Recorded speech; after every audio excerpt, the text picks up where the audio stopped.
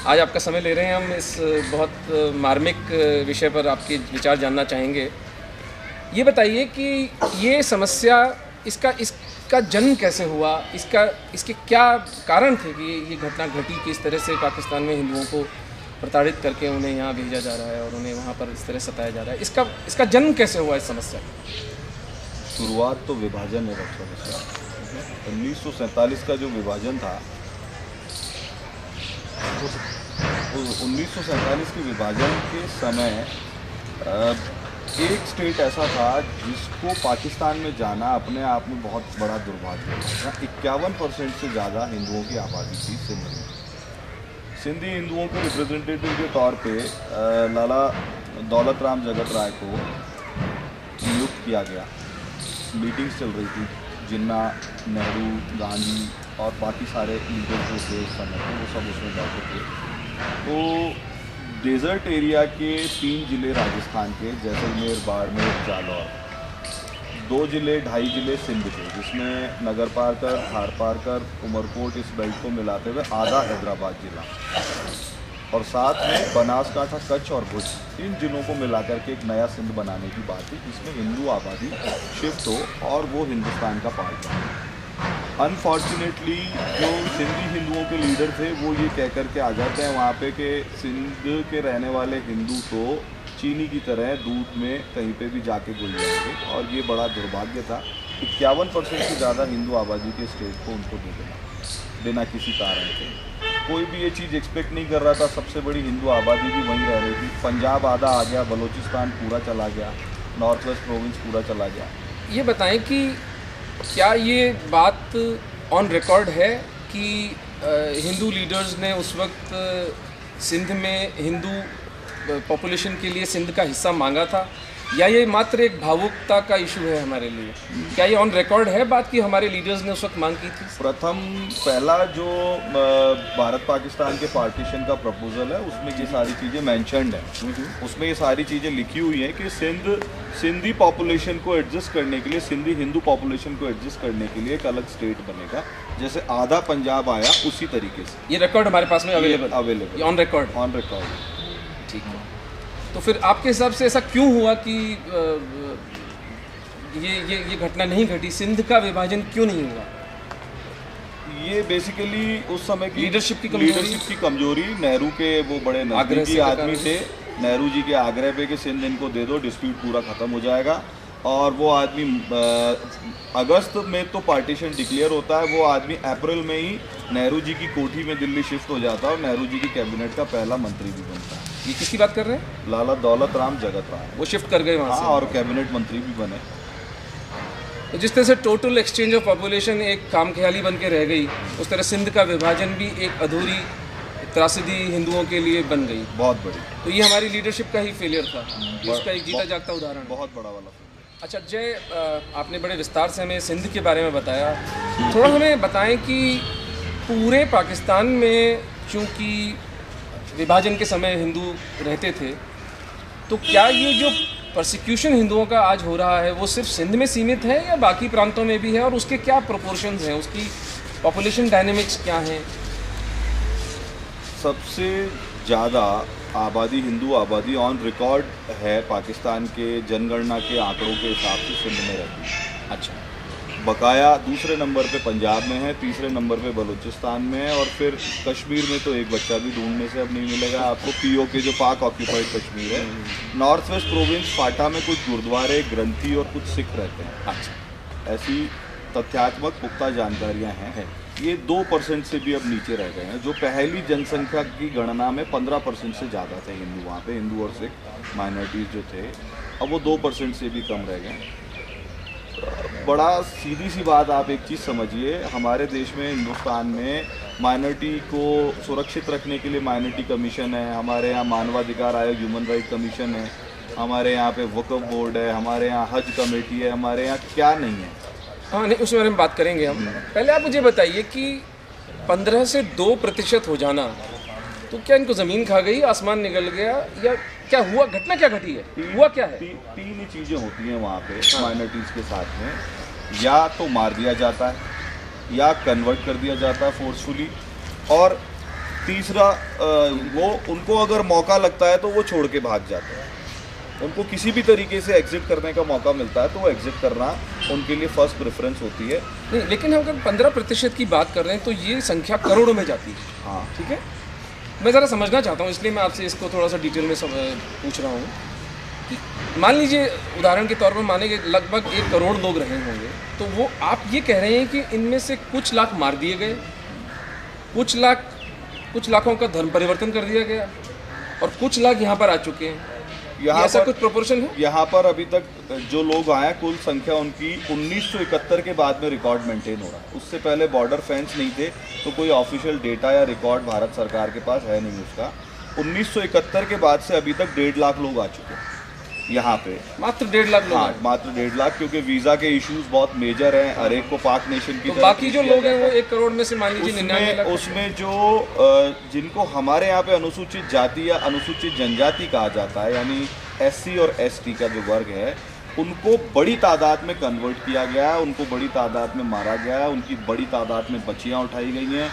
तो इसका कोई सरकार की तरफ से कहीं कोई रिकॉर्ड नहीं है? ये 15% ये ऑफिशियल रिकॉर्ड है और आज 2% ये भी ऑफिशियल है, लेकिन ये पता नहीं है कि 13% कहाँ गए। ये हम सोच रहे हैं और हमारा सोचना और हमारी सूचना के आधार पर है। किसी भी व्यवस्था में मीडिया को चौथा स्तंभ कहा जाता है, बिल्कुल व्यवस्था का, डेमोक्रेटिक सिस्टम में।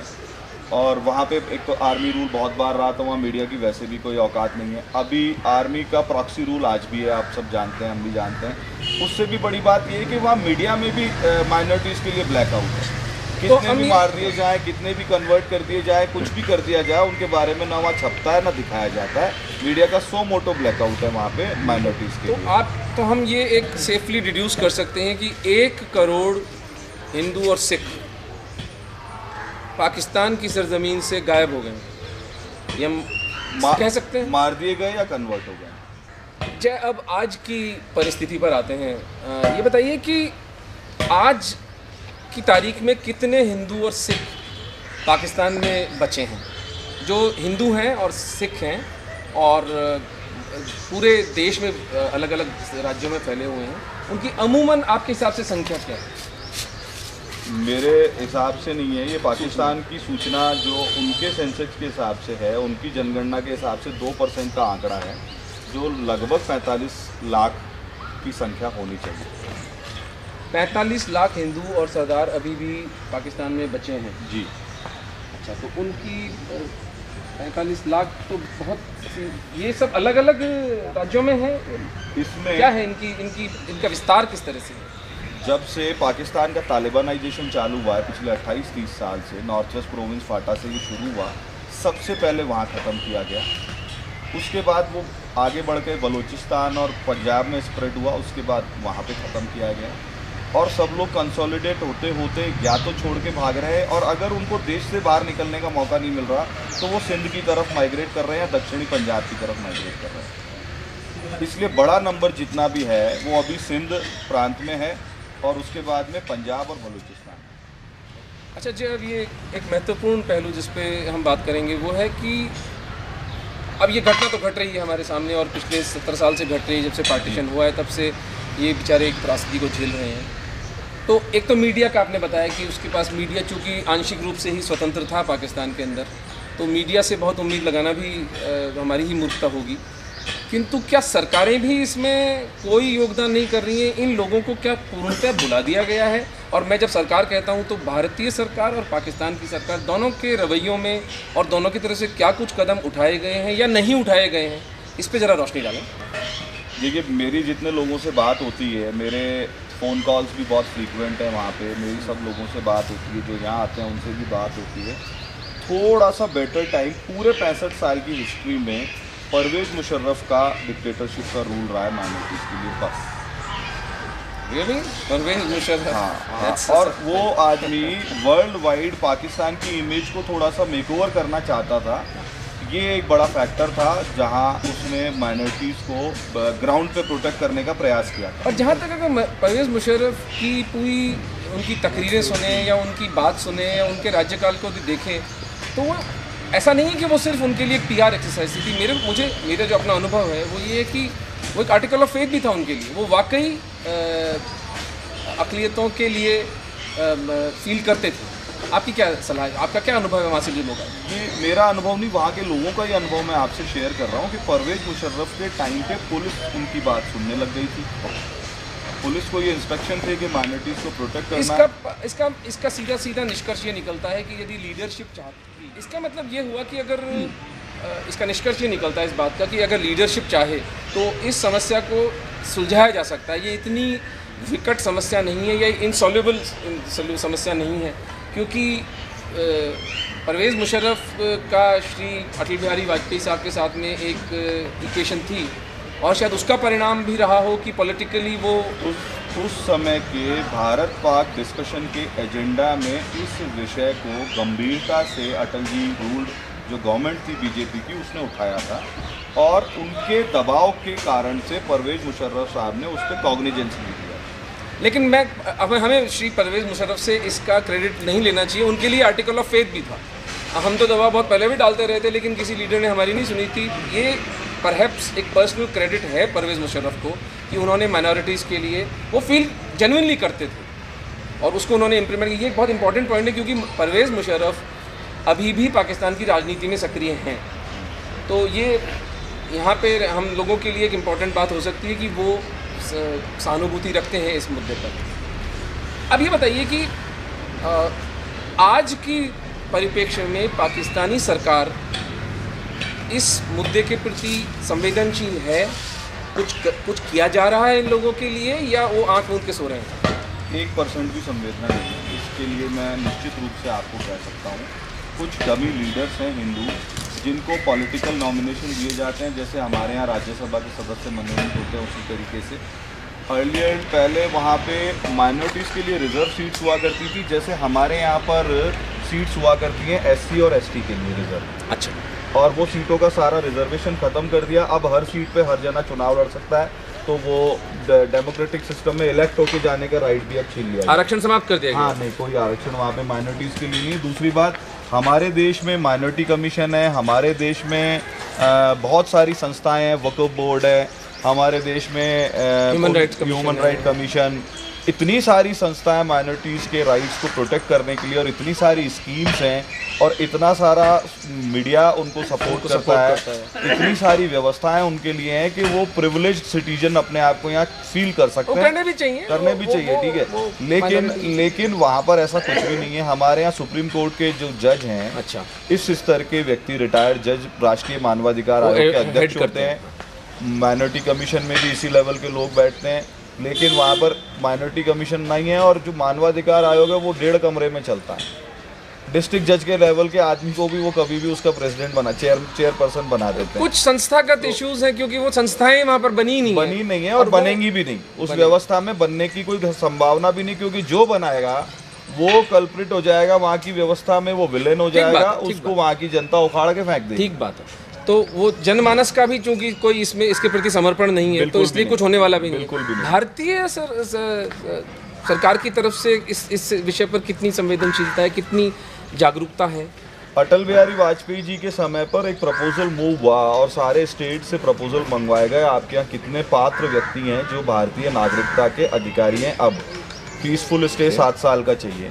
वो प्रपोज़ल के लिए मैं मनमोहन सिंह जी का एक बार तो धन्यवाद ज़रूर देना चाहूँगा, क्योंकि वो प्रपोज़ल कंक्लूड होते होते केंद्र सरकार तक पहुँचते पहुँचते अटल जी की सरकार चली गई। ठीक है। लेकिन चूंकि प्रपोज़ल फाइनल स्टेज पे था, सारी लीगल कार्रवाई अब सब पूरी हो चुकी थी, लोगों की पात्रता के आधार पे फॉर्म भरे जा चुके थे, तो उन्होंने इसको एज इट इज़ अप्रूव किया। तो ये हमें और हमारे ऑर्गेनाइजेशन की डिमांड पे 5,000 रुपये तब भी प्रति व्यक्ति नागरिकता शुल्क रखा गया था, उसको पूरे को ख़त्म किया।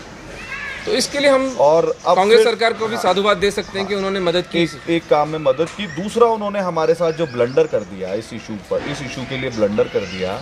पहले सिर्फ 2 लॉन्ग टर्म वीज़ा के लिए, स्थायीवास वीज़ा के लिए सिर्फ 2 लोगों की गारंटी या 2 लोगों की आईडी और इंट्रोडक्शन चाहिए होता था। स्पॉन्सर 2 चाहिए होते थे, कोई भी सिविलियन, भारत का कोई भी नागरिक। ठीक है। उसमें से हटा करके उन्होंने एक गजेटेड ग्रेड के अधिकारी की पात्रता को मैंडेटरी कर दिया, अनिवार्य कर दिया।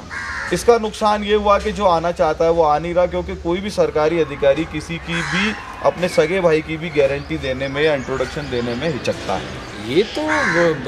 ये तो इफेक्टिवली ये करना हुआ कि हम लोग आप अपने भरोसे मर जाओ। अपनी भाषा में हमारे और सीमांत लोक संगठन के लोग इसको पॉलिसी ऑफ डिस्क्रिमिनेशन कहते हैं हम लोग। मैं तो इसको पॉलिसी ऑफ डिस्ट्रक्शन कहूंगा कि आपने हिंदुओं को उनके भरोसे छोड़ दिया, क्योंकि कौन गजेटेड ऑफिसर होगा जो गारंटी लेगा? कोई नहीं देता, ये बहुत बड़ी प्रॉब्लम ये तो है। इफेक्टिवली ये कहना हुआ कि हम वीज़ा देंगे नहीं आपको। ये बिल्कुल यही उनका तरीका है। उसके बाद मजबूरी में लोग धार्मिक वीज़ा पे आने लगे, तो धार्मिक वीज़ा भी सबकी रिश्तेदारी है राजस्थान में, उनको राजस्थान का वीज़ा देना बंद कर दिया।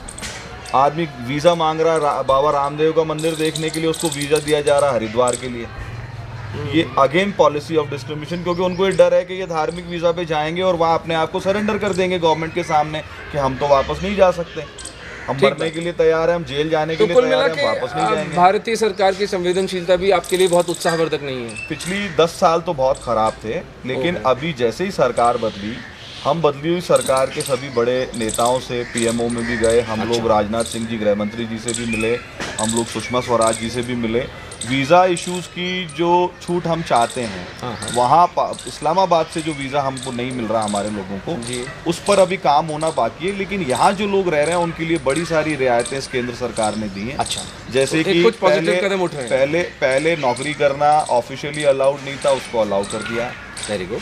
दूसरा, उनका ये कहना था कि आप जब तक भारतीय नागरिक नहीं बनोगे तब तक एक स्टेशन को या एक म्यूनिसिपल एरिया जहाँ का आपको वीज़ा, वहाँ से बाहर नहीं जा सकते। ठीक है। अब कोई भी आपको लॉजिकली कहीं पे जाना अलाउड है, जैसे आपका परिवार यहाँ सेटल हो गया लेकिन आपको नौकरी दिल्ली में मिल रही है। अच्छा, तो दिल्ली में जो आपको नौकरी दे रहा है अगर वो लिख के देगा तो आपको दिल्ली का वीज़ा मिलेगा। आप ऐसे 3 स्टेशन का वीज़ा आप ले सकते हो। तो कुछ मूवमेंट हुआ है नई सरकार इसी तरीके से जो शादी करके महिलाएं वहाँ से आई बहुत सारी जी, उनके लिए बहुत बड़ी परेशानी ये थी कि उनका मैरिज सर्टिफिकेट मांगा जाता था जी। अब शादी उसने यहाँ करी तो मैरिज सर्टिफिकेट भी यहाँ बनेगा, लेकिन परेशानी क्या थी कि पाकिस्तान सरकार से ये लिखवा के लाओ कि तुमने वहाँ शादी नहीं करी है, जो बड़ा इम्पॉसिबल टाइप का टास्क होता था। तो फिर वापस उसको तो 20-20 साल 25-25 साल महिलाएं दादी बन गई हैं, नानी बन गई हैं, उनको नागरिकता नहीं हुई है। वो अपने ही परिवार में रह करके नरकीय जीवन जी रही हैं। वो अपने घर की शादी ब्याहों में नहीं जा सकती, वो कहीं ट्रांजिट नहीं कर सकती। उनके लिए ये बाध्यता खत्म कर दी मैरिज सर्टिफिकेट की, और उनको ये कह दिया आप एक 100 रुपए के स्टाम्प पेपर पे डिक्लेरेशन दो, आपका टाइम 20 साल। बड़ा क्रांतिकारी कदम है। हाँ, बहुत बड़ी रिलीफ है। इसी तरीके से हमारे यहाँ की कोई बच्ची शादी करके वहाँ गई कभी किसी समय में, वो विधवा हो गई तो वो वापस अपनी नागरिकता के लिए अप्लाई कर सकती है। ये भी एक रिलीफ दिया है। इससे बहुत मूवमेंट हो रहा है, काफ़ी मूवमेंट हो रहा है। पूरे देश में कैंप लग रहे हैं। 48 डिस्ट्रिक्ट्स को आइडेंटिफाई किया गया, जिसमें राजस्थान के 4 डिस्ट्रिक्ट्स में कैंप लग चुका है। जो लोग पात्र हैं उनकी एप्लीकेशन ली जा चुकी हैं।